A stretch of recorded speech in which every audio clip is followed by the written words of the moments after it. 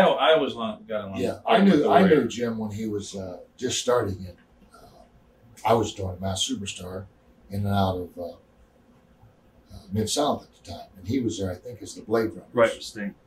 And the first time we bumped into him, he was sitting in the locker room, and he was just wanting the job, and he was sitting there. I think he sat through the whole day, and nobody talked to him. Of course, Barry and I talked to him because I said, "What are you doing here?" You know, right. Start BSing a little bit, and then I think that happened for a couple TV tapings, and then next thing I know, he's working as the Intercontinental Champion. But yeah, you know. We were never any, the kind of guys that if there was a new guy, we wouldn't sit and talk to him. Yeah. Introduce ourselves. I mean, I never. Some guys were pretty brutal. There's a new guy. Oh, he might be here to take my job or whatever. Especially the way he looked. I mean, Jim was an impressive guy. Right. Unbelievable. And there was a couple guys that didn't know if he was a heel or babyface, and all of a sudden they're throwing barbs at somebody.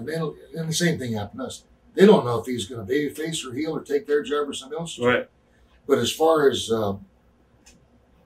all of our dealings with him were good. Yeah. I mean, I think he realized that when we worked with him, and we worked with him a few times, as tags, in 6-man tags or 8-man tags, we weren't there to guzzle him up. We were there to have a good match. And I think that he felt self-conscious that he wasn't as polished as he should have been. But that's not his fault. Jim went right in that position. Went through a horrible situation. They put him in a situation where he wasn't ready for it.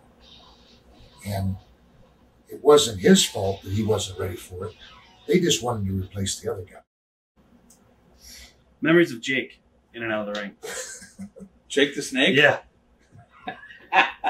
I knew Jake back in Louisiana because his dad, Grizzly Smith, he was one of the guys that helped me out when I first got into business. And Jake used to come down and we had a great time. But Jake was definitely a character. I mean, if you were his friend, you didn't really know if you were his friend. Because one day you could be his best friend, the next minute he might leave you on the road or something, But good guy. Right. I love Jake. Jake is, he's got a good mind for this business.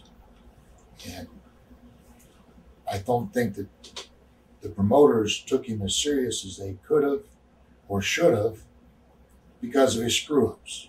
He had some demons he was fighting. I think part of his partying, part of his dabbling in prescription drugs or whatever he did, took a little bit of his credibility away. But it didn't take any of his workability away.